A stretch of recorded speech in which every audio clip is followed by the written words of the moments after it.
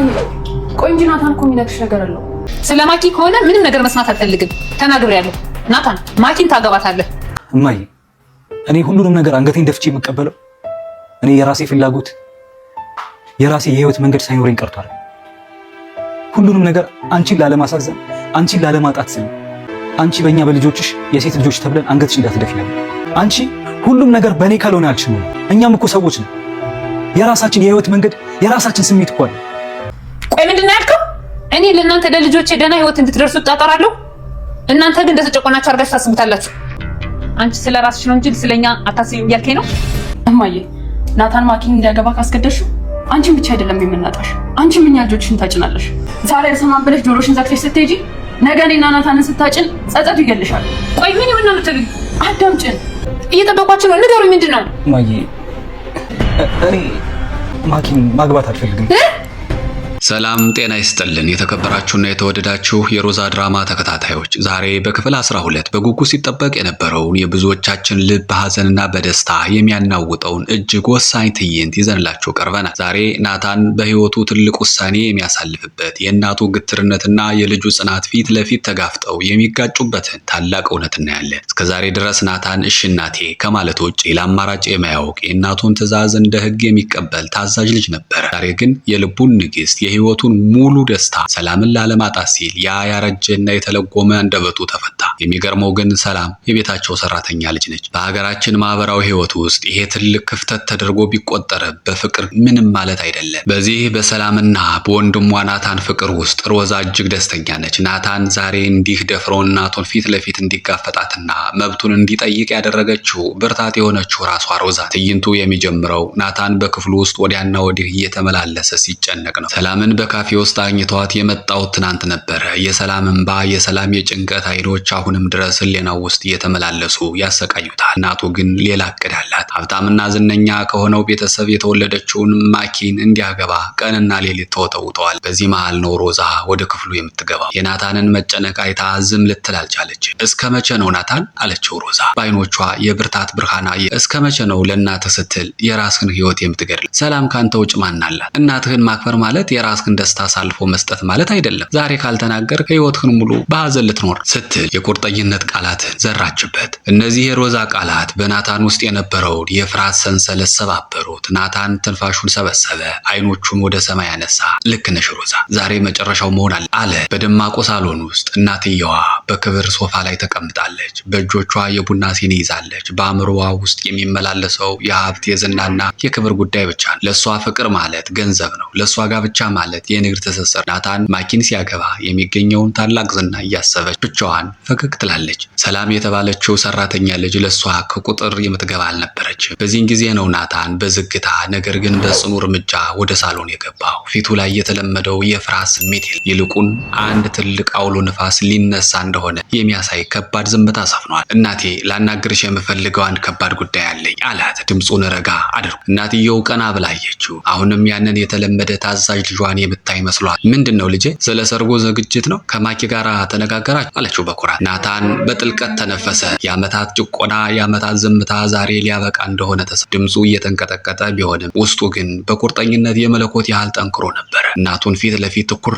ብሎ እያየ እንዲህ አላት፣ እናቴ እስካሁን ላዘዝሽኝ ሁሉ እሺ ብያለሁ። ላንቺ ስል ላንቺ ክብር ስል የራሴን ፍላጎት ገድያለሁ። የፈለግሽውን ትምህርት ተምሬያለሁ፣ የፈለግሽውን ስራ ሰርቻለሁ። ዛሬ ግን ማኪን አግባት የምትይውን ነገር በፍጹም አልቀበለው። ህይወቴን ከማልወዳት ሴት ጋር መምራት አልችልም። እነዚህ ቃላት ከናታን አፍ ይወጣሉ ተብሎ በፍጹም አልተገመተም ነበር። እናትየዋ የሰማችውን ማመን አቃታት። የያዘችው የቡና ሲኒ በእጆቿ ላይ ተንቀጠቀጠ። ለዓመታት የተገነባው የትዕዛዝ ግንብ፣ ማንም የማይደፍረው ክብሯ በአንድ ቅጽበት በገዛ ልጇ እንደ ናዳ ተናደባት። በሳሎን ውስጥ ያለው አየር በድንገት ተቀየረ። እናትየዋ በቁጣና በድንጋጤ ፊቷ ተለዋወጠ። አይኖቿ ሊወጡ ደረሱ። ከወንበሯ ተነስታ ወደ ናታን እየተጠጋች በከፍተኛ ጩኸት ተናገረች።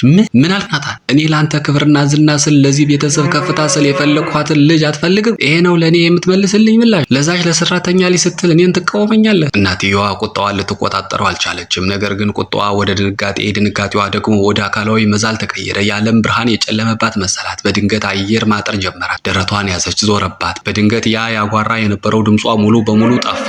ልክ በአውሎ ነፋስ እንደተመታ ታላቅ ዛፍ ተንገዳገደች። ናታን ሊይዛት እጁን ከመዘርጋቱ በፊት ሰውነቷ ዝልፍልፍ ብሎ ሶፋው ላይ ወደቀች፣ ፌንት አደረገች። ሳሎኑ በጸጥታ ተዋጠ። ውድ የሮዛ ድራማ ተከታታዮች ታሪኩ አሁን ወደማይጠበቅ ከባድ ውጥረት ውስጥ ገብቷል። እናትየው በድንገት ራሷን ስታ ሶፋው ላይ ስትወድቅ ያ ለዓመታት ጸጥታ የሰፈነበት ትልቁ ሳሎን በአንድ አፍታ በጭንቀት አውሎ ነፋስ ታው። የቤቱ ጸጥታ ሙሉ በሙሉ ተሰበረ። ናታንና እህቱ ሮዛ እናታቸውን ለመደገፍ በከፍተኛ ድንጋጤ ወደ ሶፋው ሮጡ። የናታን ልብ በፍርሃት ይመታ ጀመር። ለፍቅሬ መብት ቆማለሁ ስል እናቴን አጣኋት የሚል የጥፋተኝነት ስሜት በውስጡ ተቀሰቀሰ። የናታንና የሮዛ የጋራ ጩኸት የቤቱን ግድግዳዎች አናወጣቸው። ሮዛ እየሮጠች ቀዝቃዛ ውሃ ይዛ መጣች። ፊቷን እያበሱ እጆቿን እያሹ በጭንቀት ተዋጡ። ከጥቂት ደቂቃዎች ከባድ ጭንቀት በኋላ እናትየዋ በረጅሙ ተንፍሳ አይኖቿን በዝግታ ገለጠ። ነገር ግን በነቃችበት ቅጽበት በአይኖቿ ላይ የሚታየው ቁጣ ብቻ አልነበረም።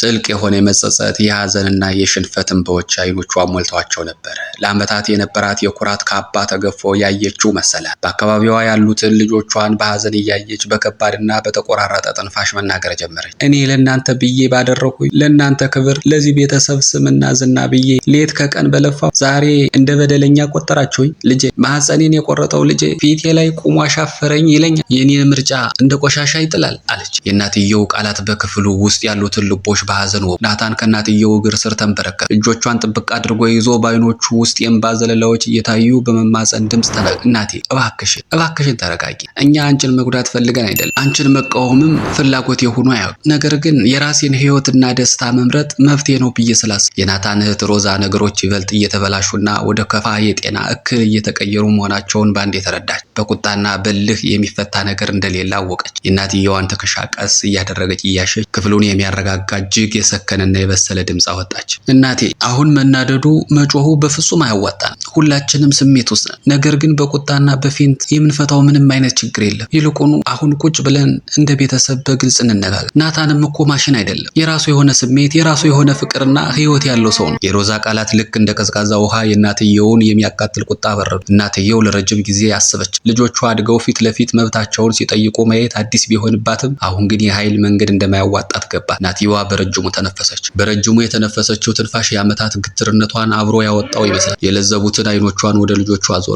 ሶፋው ላይ በደንብ ተደግፋ ተቀመጠች። በዚህ ቅጽበት በክፍሉ ውስጥ ጸጥታ ሰፈነ። የማንም ትንፋሽ አይሰማም። ሁሉም ቀጣዩን ክፍል በጉጉት ይጠብቃል። በመጨረሻም እናትየው ያንን የለመደችውን የትዕዛዝ ድምፅ አውርዳ በዝቅተኛና በተሸነፈ ድምፅ እንዲህ አለ። እሺ አሁን ንገሩኝ፣ ምንድነው ከኔ የምትፈልጉ? ምንድነው የተፈጠረው ስትል ጠየቀቻት። ሳሎን ውስጥ የሞት ጸጥታ ሰፈነ። አሁን ናታን ለዓመታት በልቡ ያኖረውን ያንን ታላቅ ሚስጥር የሚወጣበት ሰዓት ላይ ደርሰናል። ናታን በጥልቅ ስሜት ተሞልቶ ከእናቱ እግር ስር እንደተንበረከከ ቀና አለ። አይኖቹ በእንባ ግርዶሽ ውስጥ ሆነው ነገር ግን በአዲስ ተስፋና ፍቅር ይበሩ ነበር። የእናቱን እጆች አጥብቆ እየጨበጠ ድምፁ ከልቡ ጥልቀት እየፈለቀቀ እንዲህ አላት። እናቴ እኔ የምሳሳላት ነፍሴ የምትወዳት ያለሷ ህይወቴ ባዶ የሆነባት ሌላ ልጅ አለ። አውቃለሁ አንቺ ያመጣሽልኝ ማግባት አለብህ የምትይኝ ማኪ ለሰው ቆንጆ ልትሆን ትችላለች። ሀብትና ዝናም ሊኖራት ይችላል። ግን እሷ የኔ አይደለችም። ልቤ እሷን አይፈልጋትም። እባክሽን እናቴ ምርጫዬን አክብሪልኝ። እናቴ እኔ ሰላምን ነው የምወዳት። ናታን ይህንን ሲናገር አይኖቹ በጽናትና በፍቅር ይበሩ ነበር። ነገር ግን እነዚህ ቃላት በሳሎን ውስጥ የፈጠሩት ድንጋጤ ቀለላል። እናትየዋ በልጇ አይን ውስጥ ያየችው ያ የማይናወጥ ጽናት ለመጀመሪያ ጊዜ ትልቅ ጥያቄ ውስጥ ከተታት። ጭንቅላቷ መሽከርከር ጀመረ። ሰላም ማናት? ለምንስ ናታን ለሷ እንዲህ ይጨነቃል? ለምንስ ለሷ ሲል ማኪን ሊጠላ ቻለ? የሚሉ ስፍር ቁጥር የሌላቸው ጥያቄዎች በአእምሮዋ ውስጥ ይመላለሱ ጀመረ። ይህች ናታን ህይወቱን ሊሰጥላት የቆረጠላት ሚስጥራዊ ሴት ማንነቷ በዚህ ቤተሰብ ላይ ምን ይዞ እንደሚመጣ ማሰብ ጀመረች። በክፍሉ ውስጥ ያለው አየር ይበልጥ እየከበደ መጣ። ናታን እውነቱን በመናገሩ የተገላገለ ቢመስለውም የእናቱ ዝምታ ግን ሌላ አውሎ ንፋስ ከመነሳቱ በፊት ያለው ጸጥታ መሆኑን ያው። እናትየው ቀስ ብላ እጆቿን ከናታን እጅ አውጥታ ወደ ኋላ ፈገፈገች። አይኖቿ ሚስጥር ፍለጋ ወዲያና ወዲህ ይቃኛሉ። ማኪ በበኩሏ ይህንን ውድቀት በቀላሉ የምትቀበል ሴት አይደለችም። በሀብቷና በውበቷ የምትተማመነው ማኪ በናታን መከዳቷን ስታው የምታደርገው ነገር የዚህን ቤተሰብ ሰላም ሙሉ በሙሉ ሊያናጋው ይችላል። ታሪኩ አሁን ወደ ማይመለስበት መስመር ተሸጋግሯል። ውድና የተከበራችሁ የሮዛ ድራማ ተመልካቾቻችን ክፍል 12 ማንም ባልገመተው መልኩ በናታን ታላቅ የእምነት ቃል እዚህ ላይ ተጠናቋል። ለመሆኑ እናትየዋ የናታን ጥያቄ ትቀበል ይሆን? ሰላምስ በዚህ መሃል ምን ይገጥማት ይሆን? ይህ የናታን ጥልቅ ፍቅር በሰላም ህይወት ላይ ምን አይነት አደጋ ወይም ደስታ ይዞ ይመጣል? ማኪስ ክብሯ ሲነካ በቀላሉ እጇን ትሰጣለች ወይስ የበቀል መንገድ ትመርጣል? የእነዚህን ሁሉ ጥያቄዎች መልስ ይዘን በሚቀጥለው ክፍል 13 እስክንገናኝ ድረስ መልካሙ ነገር ሁሉ ከእናንተ ጋር ይሁን። ሰላም።